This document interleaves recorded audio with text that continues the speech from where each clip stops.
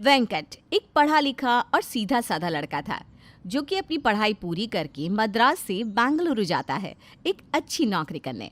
और जब वो कई महीनों की नौकरी के बाद अपने शहर मद्रास वापस आता है तो अपने साथ पिंकी नाम की एक लड़की को लेकर आता है। उसकी अम्मा जैसे ही दरवाज़ा खोलती है तो वेंकट के साथ में पिंकी को देखकर हैरान हो जाती है और कहती है, आया या वेंकट है या किसका लेकर आया? तेरा दोस्त है क्या? नहीं अम्मा, ये तुम्हारी बहू है। मैंने इससे मैरिज कर ली बेंगलुरु में। हम दोनों एक दूसरे को बहुत प्यार करते थे और इसके घर वाले भी इस शादी के लिए नहीं मान रहे थे, तो हम दोनों ने काट मैरिज कर ली। आया राम शिव शिव, मेरे बेटे ने शादी कर ली और मैं शादी में नहीं था। अम्मा माफ कर दो ना, अब मैं आपका बेटा हूँ, गलती हो गया। पिंकी बहुत अच्छी लड़की है, आपको जरूर पसंद आएगी, आप देखना। पिंकी को अपनाने के अलावा अब वेंकट के अम्मा के पास और कोई दूसरा चारा नहीं था, इसलिए वो पिंकी का अपने घर में स्वागत करती है। जब अम्मा को ये पता चला कि वो पंजाबी है तब उसके तो होश ही उड़ गए। वो समझ नहीं पा रही थी कि साउथ फैमिली में पंजाबी बहू कैसे रह पाएगी। साथ ही उसके मोहल्ले में ये बात आग की तरह फैल जाती है कि वेंकट मद्रासी होकर पंजाबी बहू लेकर आया है।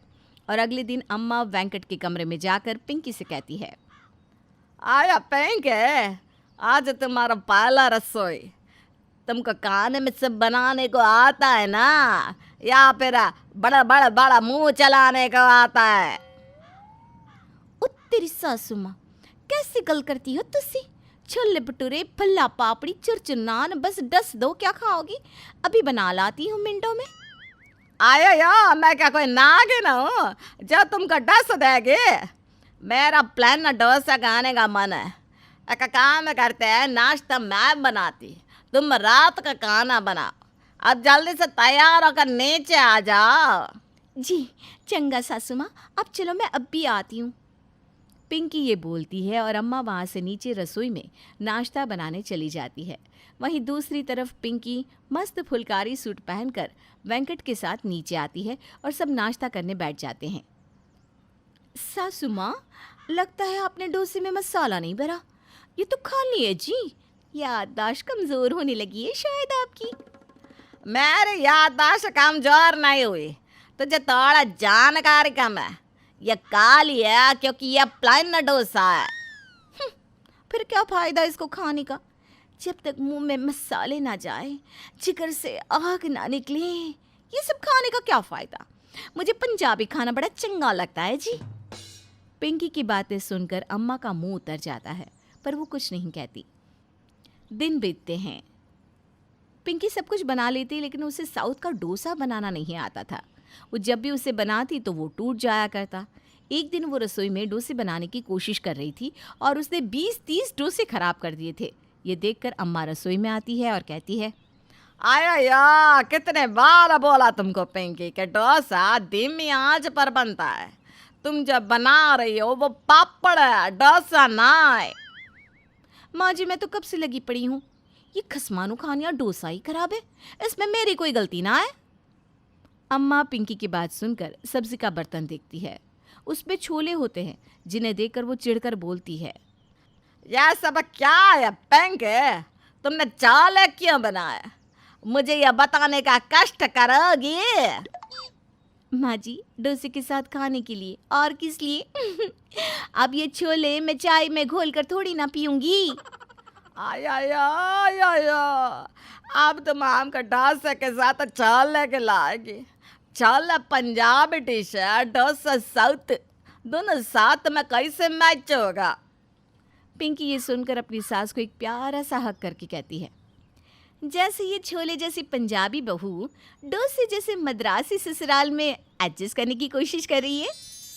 पिंकी की इतनी मीठी बात सुनकर अम्मा का गुस्सा भी शांत हो जाता है। अम्मा को जब भी समय मिलता वो पिंकी को डोसा बनाना सिखाने की कोशिश करती।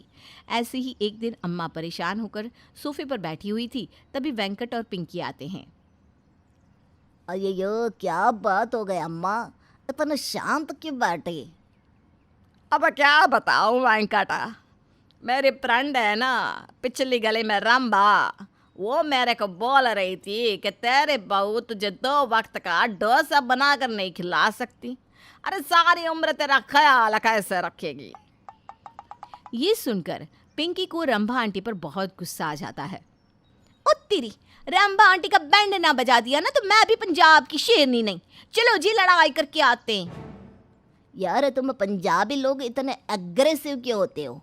देखो हम साउथ के लोग कितने डिसेंट होते हैं।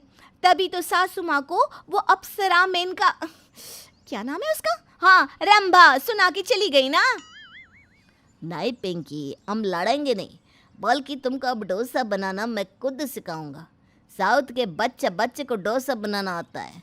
मैंने भी पंजाबी बहू से डोसा ना बनवाया तो मेरा नाम बदल देना। आया बेटा, क्या नाम रख वो भी बता दे।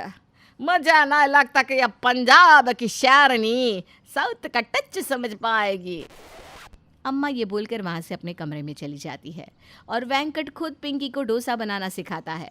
वो उसे मसाला डोसा, प्लेन डोसा, पनीर डोसा, चॉकलेट डोसा, काफ़ी तरह के डोसा बनाना सिखा देता है। और एक दिन जब अम्मा जाकर नाश्ता करने आती है तो पिंकी खुद उसके लिए डोसा बना कर लाती है।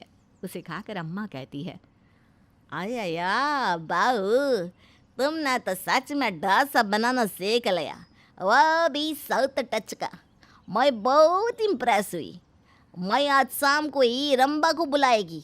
तुम ऐसा ही डोसा उसके मुंह में ठूसना। माँ जी फिक्र नोट, ये पंजाब की शेरनी आपकी इज्जत ऊंची करके ही दम लेगी। मैं भी यही चाहती हूँ। जितनी बदनामी उसने मेरे मोहल्ले में की है, तू उन सब का बदला लेगी। अम्मा शाम के समय रंभा को अपने घर डोसा खाने बुलाती है और पिंकी बहुत मेहनत से डोसा बनाती है और रंभा और अम्मा के आगे परोस देती है। लेकिन वो डोसा ज़रा भी अच्छा नहीं था, जिसे खाकर रंभा कहती है, मैं तेरे को बोली थी, ये पंजाबी लोग कभी साउथ का खाना अच्छा नहीं बना सकती। इससे खराब डोसा मैं कभी नहीं खाई। मुझे यहाँ बुलाए ये कचरा खाने को। आया ये क्या बोला जा रही है रंबा? थोड़ा सच के बोला। मैं क्या सोच कर बोलूं? ये पंजाबी मसाले जैसी बहुत जबरदस्ती हमारी साउथ स्टाइल में घुस रही है। मैं क्या देखूं, क्यों देखूं? रंभा की ये बात सुनकर पिंकी का मुंह उतर जाता है। उसे पहली बार उदास देखकर अम्मा कहती है, आया रंबा, तुझे मेरे बहू का खराब डोसा देखा, उसकी मेहनत नहीं देखी। वो जब से यहाँ आई है न जाने कितना तरह का डोसा बनाने की कोशिश कर रही है और तू मेरी बहू की बुराई मेरे सामने कर रही है। मैंने आज तक उदास इतना उसको कभी नहीं देखा और आज वो तेरे वजह से उदास है। मेरे बहू जैसी भी है, पंजाबी, राजस्थानी, मद्रासी, लेकिन मेरे लिए मेरी बेटी जैसी है। सॉरी अम्मा, तेरे को इतना बुरा लगा तो मेरे मन में जो आया मैंने बोल दिया। मैंने तेरी बहू के एफर्ट नहीं देखे, मेरे को माफ कर दे। रंभा ये बोलकर माफ़ी मांगकर चली जाती है, जिसके बाद पिंकी उसका साथ देने के लिए अपनी सास का शुक्रिया अदा करती है। और कुछ ही महीनों बाद पिंकी सच में बहुत बढ़िया साउथ डोसा बनाने लगती है और अपना एक छोटा सा बिजनेस भी डाल लेती है, जो कि जोरों शोरों से चलता है। जो भी उसके हाथों का डोसा खाता उसका फैन हो जाता।